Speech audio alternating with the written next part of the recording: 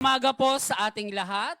Sa ngalan ng pamahalaang lungsod ng Maynila, kami po ay taus-pusong nagpapasalamat sa inyong pakikiisa sa napakahalagang okasyong ito, ang groundbreaking ceremony for the renovation of Beata Health Center na mas kilala ng marami bilang Bagong Lipunan Health Center.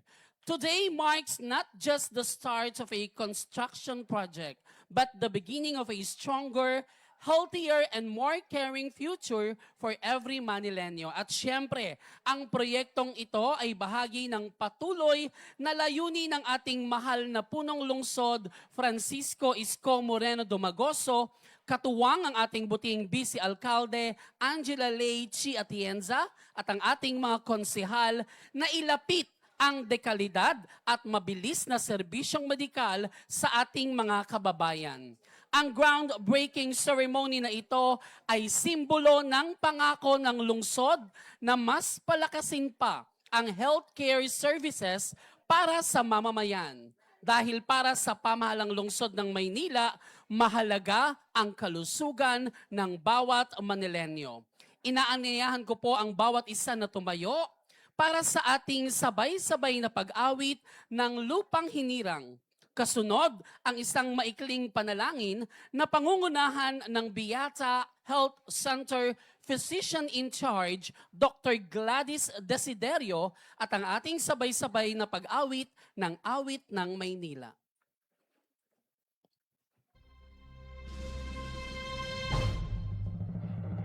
Kayang magiliw, ewas ng sinakalan, alam ng puso, sa titik mo'y buhay.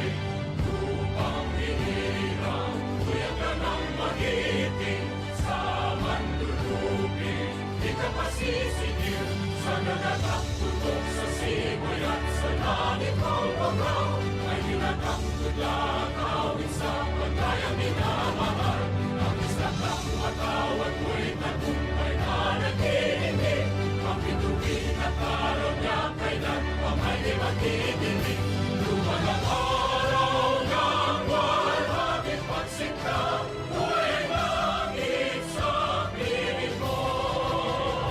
Ang hindi kaya na pagkay mag-aamig, ang mamatay ng dahil sa'yo.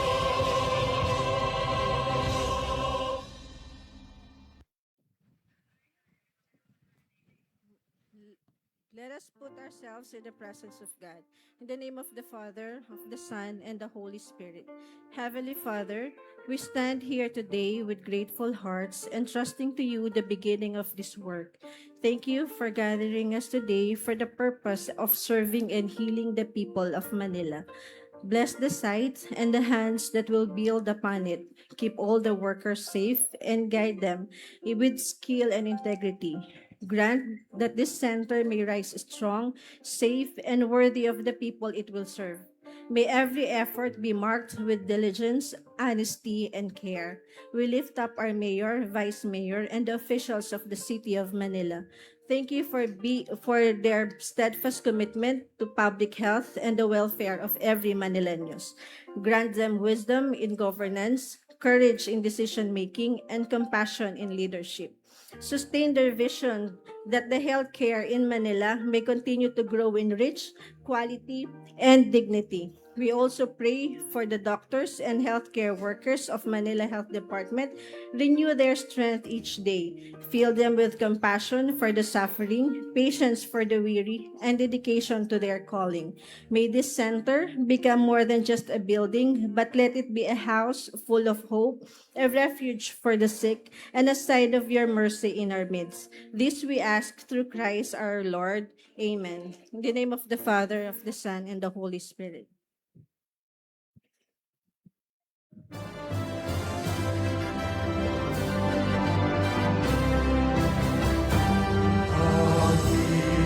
Lungsod naming mahal, tampok ng silanganan,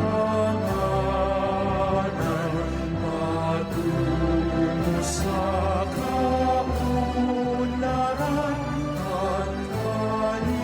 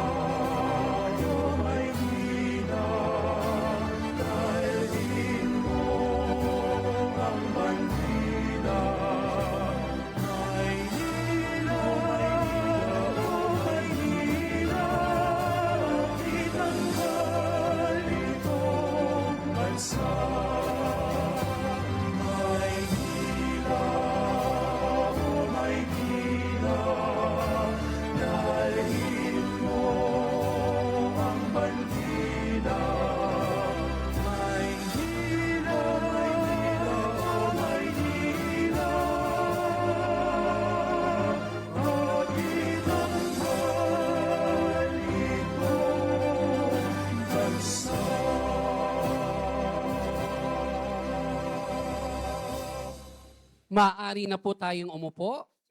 Muli po isang magandang umaga po sa ating lahat. At para mas maramdaman pa po natin ang ganda ng umagang ito, maaari po ba akong makahingi ng isang malakas na palakpakan dyan? Maraming salamat po. Kasama po natin para sa ating groundbreaking ceremony ang ating buting alkalde, Francisco Isko Moreno Dumagoso. Vice Mayor Angela Lei Chi Atienza. Ang mga masisipag nating konsehal mula po sa District 6, Councilor Lou Veloso. Councilor Elmer Joel Parr. Councilor Voltaire Caloy Castañeda. Kapiling rin po natin Dr. Grace H. Padilla, our City Health Officer. Engineer Armando L. Andres, our City Engineer. Mga department heads at kawani ng Manila City Hall. Dr. Gladys Desiderio, Beata Health Center Physician in Charge. Mga staff, employees, and volunteers of Beata Health Center. Kasama rin po natin ang Zone 91 Barangay Officials. Kasama po natin from Barangay 833, Zone Chairman Emilia Enriquez. From Barangay 834, Chairman Rose Ann Alstor. 835, Chairman Renita Curameng. 836, Chairman James Del Rosario. 837, Dennis Laurenta. 838, Laurenta. 839, Chairman Edgardo Liagan. And Barangay 840, Eduardo Angel Espinola. Kasama po ang inyong mga kagawad, secretary, treasurer, SK chairman, SK Kagawad, Lupon at EXO, 10 ng inyong mga barangay tanod, at sa ating mga senior citizen at residenteng nasasakupan ng Zone 91, muli maraming salamat po sa inyong lahat. At sa atin pong pagpapatuloy for her welcome remarks, ibibigay ko po sa inyo our City Health Officer. Palakpakan po natin Dr. Grace H. Padilla.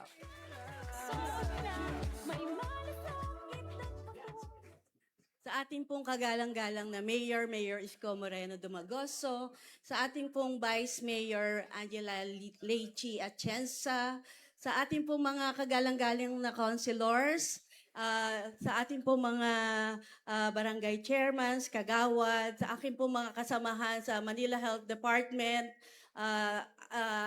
Dr. Ed Santos, ang District Health Officer po ng District 6, si Dr. Restituto Aguilar, ang aking pong masipag na physician in charge, Dr. Desidorio, ang aking pong mga supportive na department head, si Engineer, naging doctor ka na, Engineer Andres at saka ka Dennis, sa inyo pong lahat na taga dito sa Beata, ako po ay isang Pandakenya din po. Ako ay na pinanganak sa Balagtas at magandang umaga po sa inyong lahat. Ngayon po ay bumalik kami ni Mayor Isko para tuparin ang isang pangarap at isa pong pag-asa sa ating health center. Ilang buwan po ang lumipas, dumating po kami dito para kayo po ay pakinggan at hingin po kung ano po ang mga kailangan nyo dito sa isang munting bahay natin dito sa Beata. Sinabi nyo po sa amin na dati po ang pangalan nito ay Bagong Lipunan Health Center. Kami po ni Mayor Isko ay nagtanong kung ano ba talaga ang gusto nyong maging pangalan ng ating health center. So sumagot po sila na maging Beata Health Center. So sa local health board po natin ay pinasat po natin ang pangalan na Beata Health Center dito po sa inyong bagong health center. So palakpakan po natin ang bumubuo ng local health board, kasama po si ating Vice Mayor Chi Atienza. Kasama po noon ay nagbigay po ng magandang perspective ang ating architect engineers para po maging state of the art ang ating health center. At hindi lang po yun, kailangan po ay episyente at epektibo at mababait ang pipiliin nating mga kasamahan dito sa ating health center. So natutuwa po ako sa araw na to dahil ngayon po ay magsisimula ang ating pagpapagawa ng ating health center, kung kaya't minamadali na rin po natin ang pagbubukas ng isa pong health center na malapit sa atin, ang Isidro Mendoza Health Center. So, pansamantala, doon po muna tayo, pagpasensyahan nyo na po at mamadaliin po natin ang ating health center. So muli po, magandang umaga po. Salamat po sa warm welcome nyo sa amin at mag-iingat po tayong lahat. Thank you. Maraming salamat po, Dr. Grace Padilla. At sa pagkakataong ito ay ibibigay ko na po sa inyo para sa kanyang mga mensahe at upang ipakilala ang ating pangunahing tagapagsalita, ang ating butihing Vice Alcalde. Palakpakan po natin, kagalang-galang Angela Lay Chi Atienza.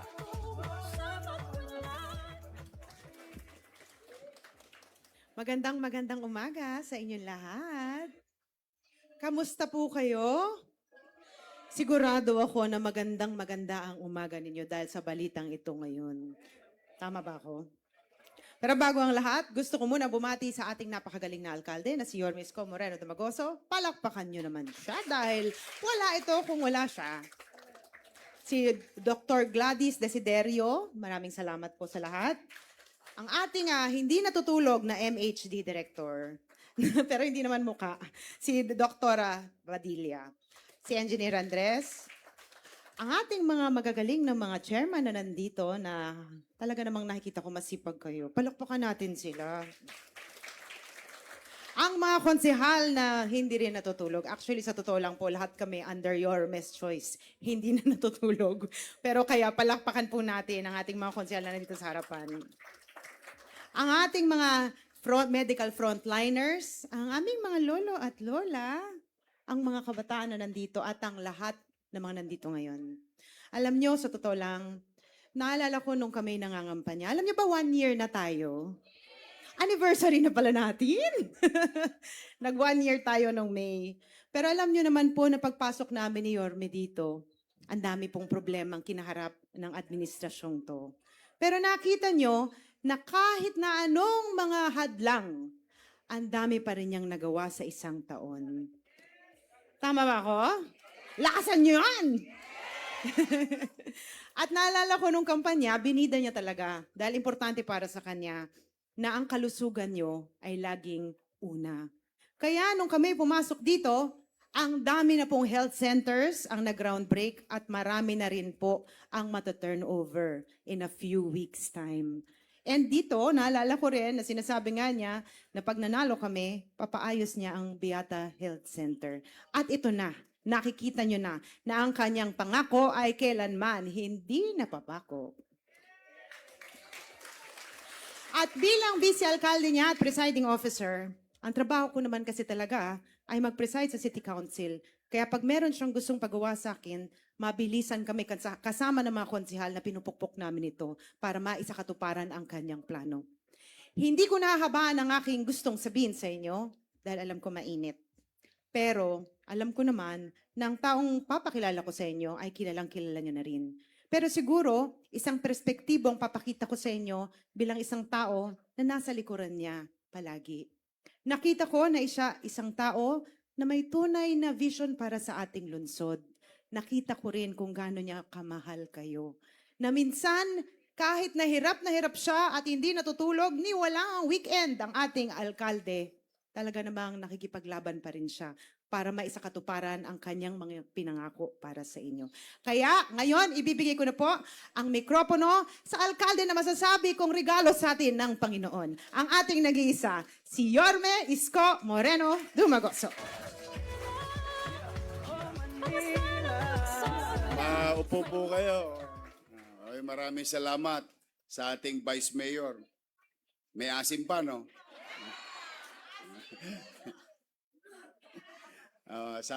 Siyempre, yung Vice Mayor ko, may asim pa. May asim pa rin yung Director ng Manila Health Department, Grace Padilla. Ito, kapitbahay niya to. Talagang batang pandakan to, si Grace, no? At si Gladys, na ating mamumuno, ma'am.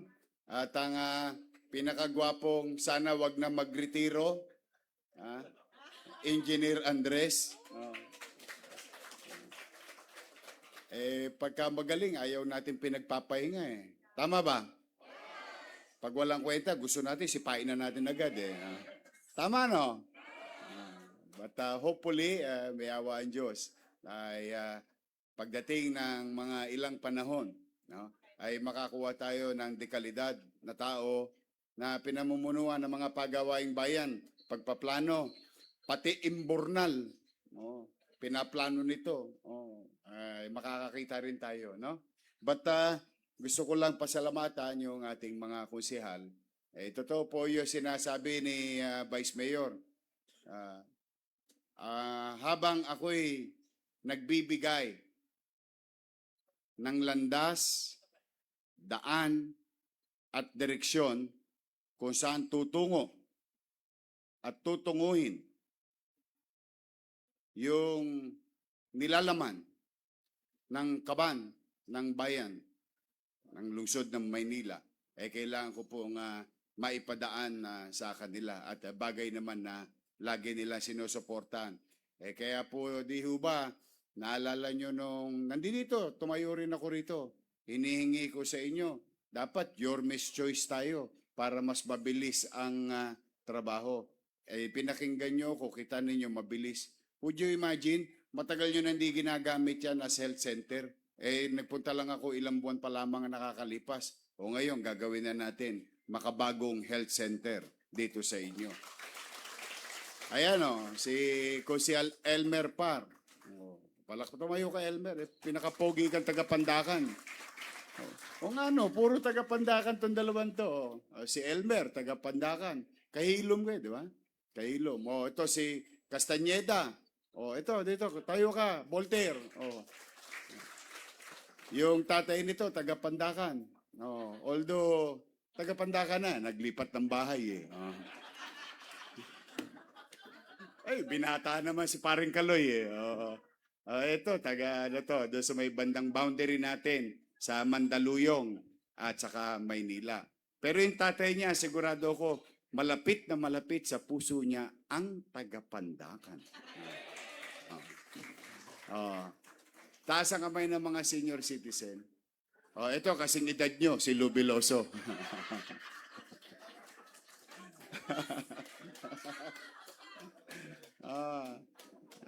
Alam mo yan si Lou, sa totoo, masaya ako at proud ako sa kanya na bilang kasamahan kong artista at napakahirap pang maipaliwanag sa tao sapagkat mapapasin ninyo si Lou ang mga ginampanang karakter sa entablado, sa telebisyon at pelikula ay mga nakakatawang karakter.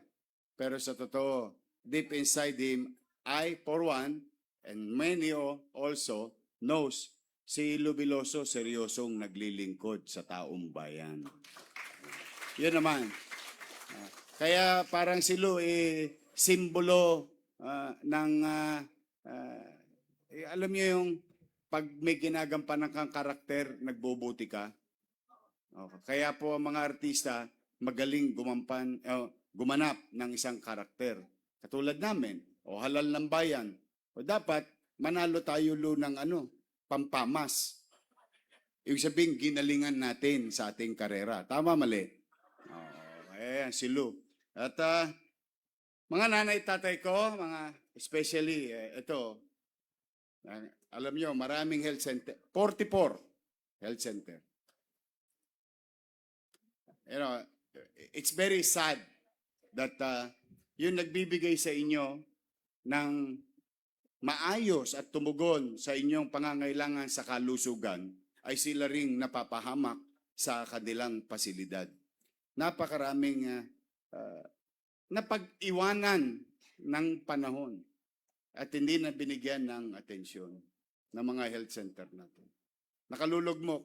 Meron o kami sa Maynila, dito sa atin, pinakamagandang health center sa buong mundo. Kasi may waterfalls. Parang resort. Mamukat-mukat mo, buti na lamang, isa sa empleyado ng MHD, binigyan ako ng tip. Sabi niya, sir, bahan-bahan na po dito sa health center namin. Then I went personally. Okay. Ito nakita ko po talaga, kalugmok. Nung hinawa, ito po, walang exaggeration. Andito yung mga vlogger, nakita nila to. Nung binuksan ko yung pintuan na CR, pagbukas ko, sumama yung buong pintong CR. Literal po. And yet, the irony of this, mga ngako kami, na mga tagapamalan ng maayos at kalidad na serbisyong pangkalusugan. Tama, mali? At yun, hindi lang dapat pangako, obligasyon namin. Tama, mali? Kami mismo magkakasakit na sa pasilidad namin. Paano kami makapagbibigay ng maayos na serbisyong pangkalusugan? Kaya pagkangyari na yun, hindi na ako tumigil. Lalo na noong mga oras na yun, walang-wala tayong tsape. Nga. Asing nga. Pero sa awa ng Diyos, within that same day, nakahanap ako ng pera na maisubi. At yun, malapit nang matapos. Yun po yung San Nicolas Health Center. Hindi na po kakabahan yung aking mga medical frontliners doon na yung, anong tawag doon sa Tagalog? Mold? Yung amag, hinihigop nila araw-araw. Wala na. Pati ang ospital ng Maynila, pagpapasensyaan nyo lang, in the coming days, isasara ko lang saglit yung bagong ospital ng Maynila, i-renovate ko. Kasi hindi na ako minentain nung umalis ako nangangadugyot na naman yung emergency room lang naman ang isasara ko. Pero mawaglit lang. Saglit, isang linggo lang. Brand new na ulit yun. Pati yung mga makabagong teknolohiya na what you call antimicrobial lining para sa emergency room. Better facility for our health workers, then better services for our community members. May sense? Tama ba? Mga nanay, tatay ko, nandito. Di ba, naalala nyo, ang lagi nyong sinasabi sa aming mga bata, oy, ikaw huwag ka masyadong magagaling-galingan sa kapitbahay kung yung sarili mong tahanan, hindi mo inaayos. Tama, mali? Ang tawag doon, plastic, ano? Mas masakit magsalita yung matanda nung araw. Pakitang. Naalala ko yung nanay ko Kinokonyatan ako ng nanay ko Abisayan, ikaw, mag-ayos ka sa loob ng bahay. Magwawalis ka sa labas. Kunwari palinis-linis ka. Nangadugyot naman tong papag mo. Itong sahig natin, di mo bunutin.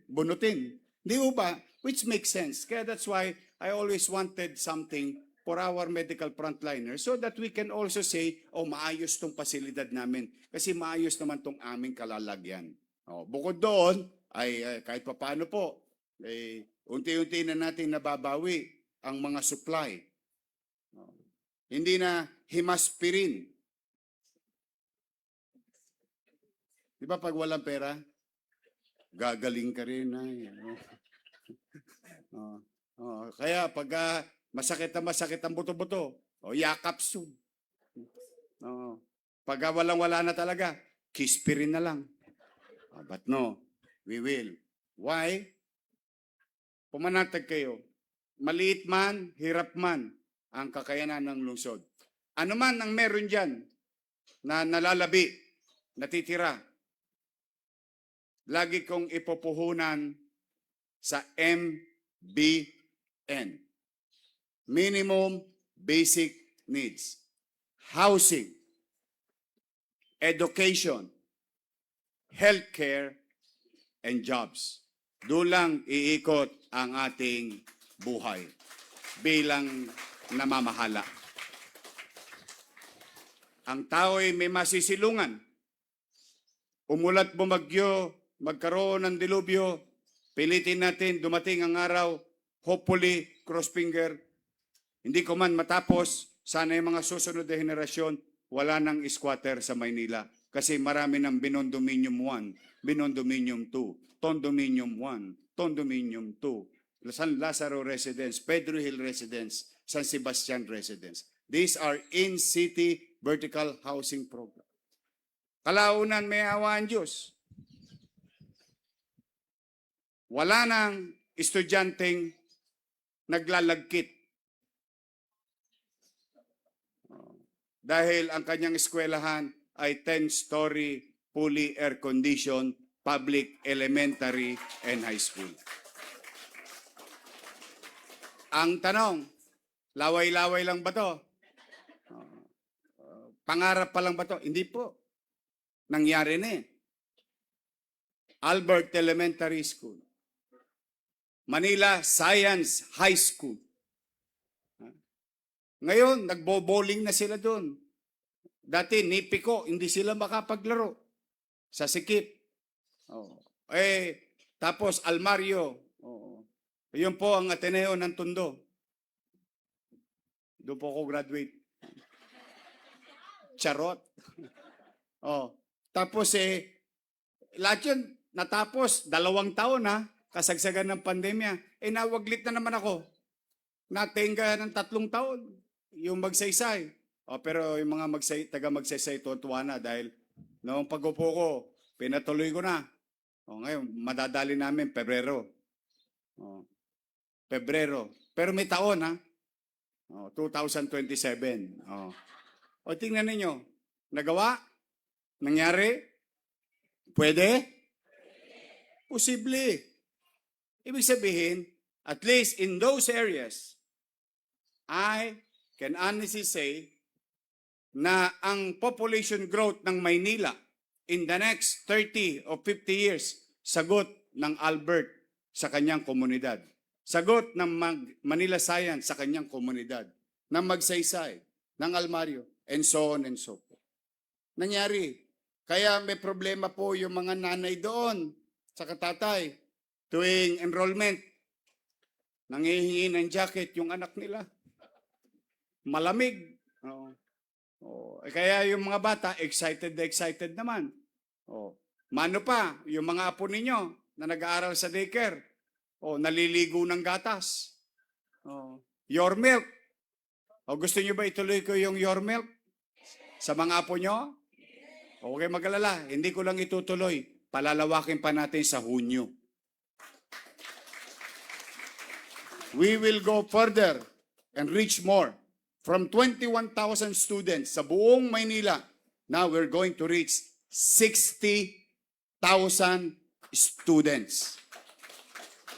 From daycare, we will elevate to kinder sa loob ng regular school or big school. Then grade 1. Gusto niyo ba rin ng gatas? Mga lolo't lola ko, anong gusto niyo? Powder, sariwa?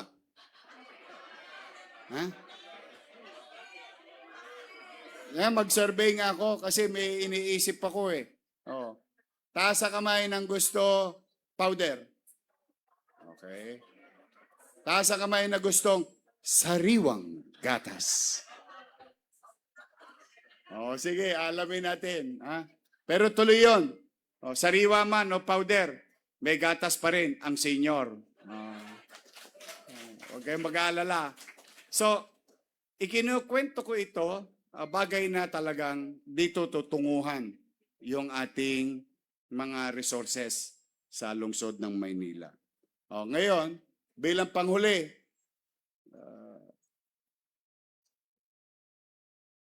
mga 2 buwan na lang, gumayak na kayo. Meron ng Senior Citizens Park. Sino may mga alagang hayop? Hayop sa loob ng bahay. Yung hayop magmahal. Oh, baka may hayop din kayo asawa.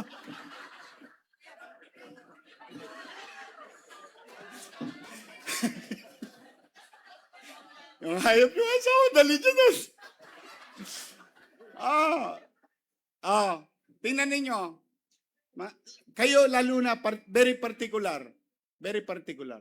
Pasinin ninyo dito sa Panda. Paglabas mo, kalsada. Tama ba? Hindi dahil sa, wala na eh, walang lugar eh. Napakatandaan na lang natin, di ba? Pero ngayon, yung dating alikabok na nagiging press powder. Pagpasok mo sa opisina, hindi mo na kailangan mag-makeup. Dadaan ka lang sa Nagtahan Interlink. Maya-maya, may powder ka na. Alikabok, gulo, dugyot, no? Iniwan na lang eh. Iniwan, at walang pumansin. May pumansin kunwari, pero hindi totoo. Pero ngayon, naalala nyo about less than 3 months ago,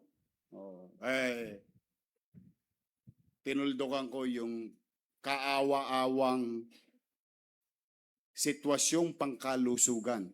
More than the park, more than the park. Yung sitwasyong pangkalusugan ng mamamayan sa Pandacan, partikular sa area na yon. Bakit? Yung alikabok na yon, semento yon. At yung semento na yun, papasok sa baga ninyo. Pagkatapos sa pasok sa baga ninyo, customer kayo ng bagong Biata Health Center. Di ho ba? Pero yun, tutuldo ka na. Open green space. Reclaiming space and convert it into open green space for the public to use. Makabagong pamamaraan, katulad na nangyayari sa Singapore at iba pang bansa. O yun, mga nanay tatay ko, maniwala kayo sa akin. Nakakalamang na po si Elmer Par. Dinala niya yung aso niya. Tumira kagad dun. May pinostehan na. Mag-i-enjoy kayo. Dali nyo ang apo nyo. Walking distance. Dali ninyo ang alaga nyong hayop. Napansin ko dito, merong pinakikiusap yung ating mga pag-didisiplina. Meron ng space for our pets. Meron ng space for our seniors. Pati ang mga bata. Maaliwalas. Masariwang hangin. At saka, sigurado ako dito, 1 o 2 o baka marami sa inyo, nung araw na masyal kayo sa grandstand. Tama ba? Mga pagdilim at kayo'y nagpagulong-gulong sa damuhan. Di alam ni Vice yun eh. Gumugulong-gulong doon. Akbay muna kunwari. Mamaya, umi-score na sa pisngi. May pulis, huli. Because ang Pilipino ay gustong-gusto makapamasyal lagi. Lalo tayo, wala tayong espasyo. That's why gustong-gusto ko maibalik sa tao. Open green space, pasyala, mapuntahan. Total, wala naman tosgas. Di ba? Tapos ito, naghalo pa. May bago tayong formulang ginamit sa pamamahala sa gobyerno ng Maynila. Pera ng lokal, pera ng nasyonal. Pinaghalo. Sino na kinabang? Taong bayan. Pwede pala. Posible pala. Dati, kanya-kanyang mundo. Lalo na pagka naiba ang kulay mo.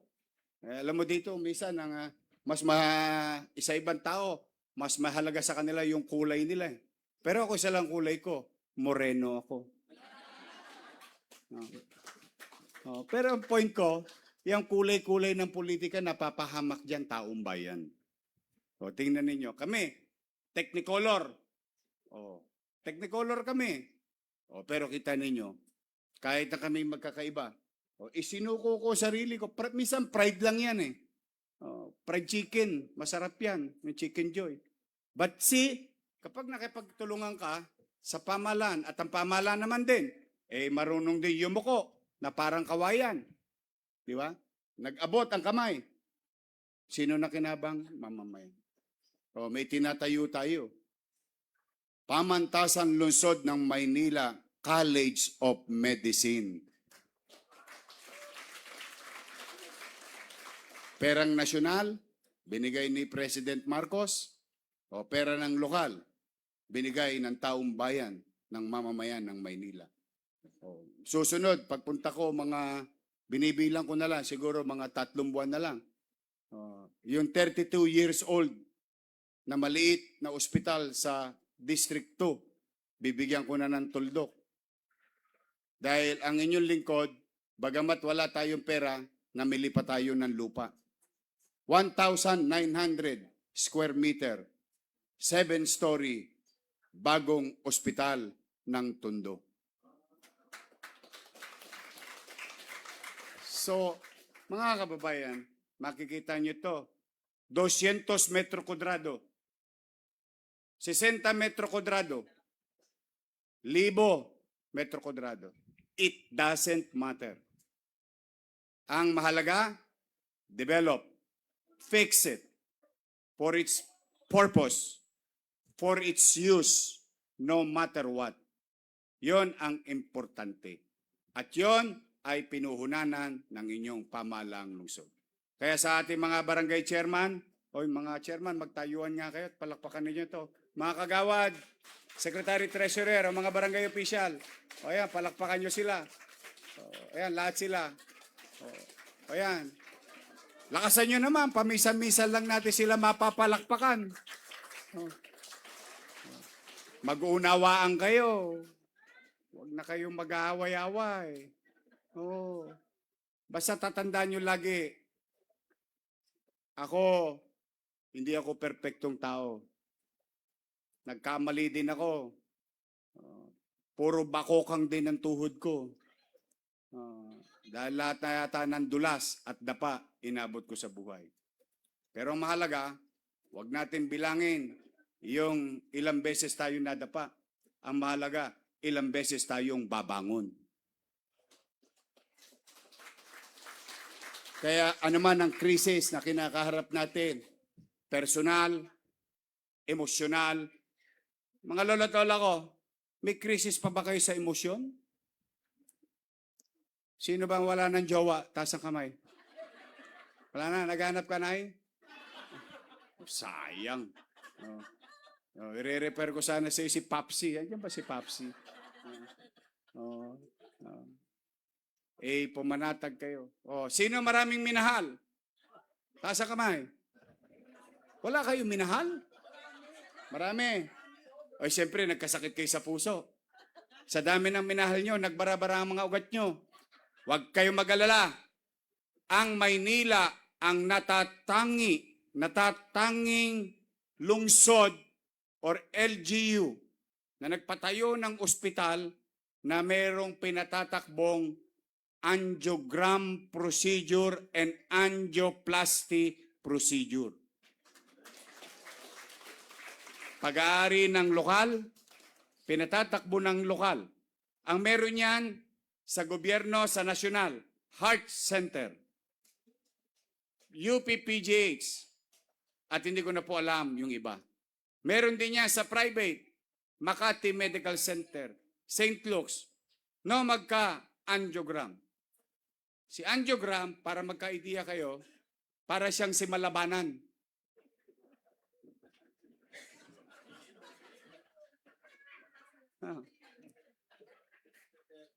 Titingnan muna yung mga barbula mo kung may bara. Ang dami mong minahal. Ang daming bara sa puso mo. Ano yung nangyari? Halimbawa, huwag naman loobin ng Diyos. Natagpuan ng angiogram. Ang angiogram nasa 50 to 80,000. Sinisilip ka pa lang ha. Hindi ka pa ginagamot. Sinisilip ka pa lang. Tosgas ka na. Ayun. May bara. 1, 2, 3. O minsan 4 pa. Meron ako nakita, 5 eh. Oh, di 5 ang bara. Anong gagawin sa bara? Oh. Kay malabanan, sisip-sipin. Tama ba? But kay angioplasty, may bibiling wire, tubo. Ang dating sa tao, goma. Oh. Ibubuka. Oh, para umagos ng maayos yung daloy ng dugo sa puso. Tama ba, doktora? Gusto niyo pa-check up sa akin? Nagtutuli ako. Kaya lang pukpok. Ang tumira sa akin si Mang Baldo, taga Moriones eh. Sumalangit nawa ang kaluluwa ni Mang Baldo. Maraming tinirang et-et yun nung araw sa Tondo. Oh. Bara, mahal yung stent. Stent ha? Per piraso, mahal yun. At minsan, yun ang ikamamatay mo pagbasa mo ng bill. Bagong opera, na angiogram, sariwa-sariwa, bagong baba yung makina. Oh, okay na okay. Pagbasa ng bill, ay! Inatak. Apo, ginagawa ko lang yung biro, pero sa totoo, pag nakita nyo po, PGH, so heart science, 1.2 million pesos. 700,000. 800,000. Makati Med? 2 million. Meron ba kayong milyon? Alam ko, meron kayong milyon-milyon problema. Wala. Kaya kung bakit, ito po hindi ko po itinatangos ng ilong. Kayo na ang humusga. Nung pinagawa ko yung 10-story fully air-conditioned na bagong ospital ng Maynila, may isang pasilidad doon. Itinatag namin. Yung makina na yon, iyabang nyo na bilang Manileño. Mas maganda pa sa St. Luke's yun. Si Letlet mismo, yung ating executive secretary, siya, biniyak at tinira. Noong nakita niya yung makina natin, sabi, mas maganda pa itong makina na. 3 taon natulog. Hindi ginamit. 3 taon ako nawala eh. Pag-resume ko, inactivate ko, salamat sa mga doktor.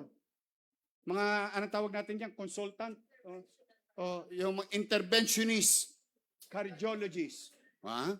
Interventionist cardiologist. Bakit to?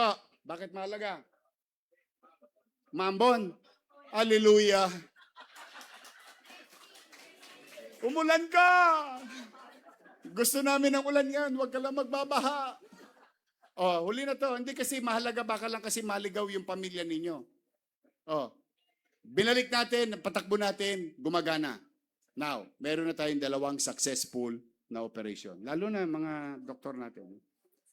Bill, inangiogram, inangioplasty, binigyan ng barbula, ginastos lahat ng Maynila, di bayad na yung pasyente. Magkano bill? 975,000. Patient 2, 975,000. Magkano binayaran ng 2 taga Maynila? 0.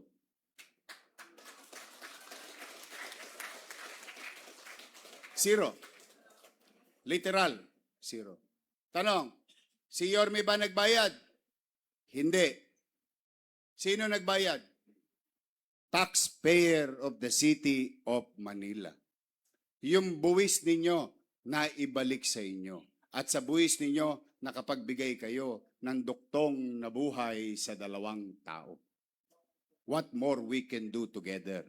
That's why all these things, itong mga gawain ganito, iniikayat ko kayo. Yes, I'll do my best. Pipilitin kong magbuti. Pipilitin kong maginam. But I cannot do it alone. I need each and every one of you. Because if we work together, we can make Manila great again. So muli, sa aking mga lolo't lola, malapit na ang lubi-lubi. Enero, Pebrero, Marso. Tapos na ako ng Marso. Tama ba? Nagbilang na ito. Marso, Abril, Mayo, Hunyo. Hunyo, 3 buwan, no? Ano ba yun?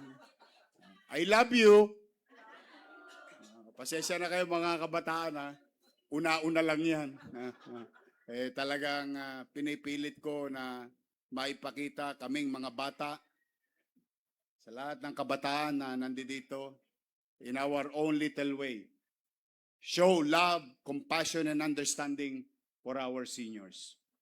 To the remainders of their life, yung maramdaman nila sa buong buhay na nagdaan, na pinagdaanan nila, ngayon makakita sila ng gobyernong mahal at pinagmamalasakitan ang mga nakatatanda sa ating pamayanan. Natanggap niyo na ba yung mga cake, yung mga nag-birthday? Wala pa, hindi pa birthday? Wala. Kailan birthday mo? December. Hindi mo nadali nung last year? Nasaan ka? Ha? Birthday mo, hindi mo nakuha? Wala kang cake? Uy. Okay. Honest to goodness question. Simula noong July, nag-resume yata tayo September eh. Sino nakatanggap ng cake? Ayun, natanggap nyo. Bumalik. Iba na logo, no? Nakita nyo, Jones Bridge na. Nakita nyo na? Tuloy-tuloy yun. Hindi yan lilipas. So muli, mga nanay tatay ko, mag-iingat kayo. Masaya ako, umulan na. Mababawasan ng init ng kalsada, alimuum. Pero kung nakakatakot ang Tagaraw, nakakatakot din ng tagulan. Sa Tagaraw, sakit ng ulo, alta presyon. Sa tagulan, pulmonya. Wala kang kalaban-laban, kaya mag-iingat kayo lagi. Dito sa Maynila, pahabaan ng buhay, ha? Hanggat nandito ako, pipilitin kong maiparamdam sa inyo ang pagmamahal ng lungsod ng Maynila. Sa mga kabataan naman, mag-aral lang kayong mabuti. Nag-aral lang kayong mabuti. Wala ko ibang iniiling sa inyo. Mag-aral lang kayong mabuti. Basta may gobyerno sa lungsod ng Maynila. Mga nanay ko, mga tatay ko,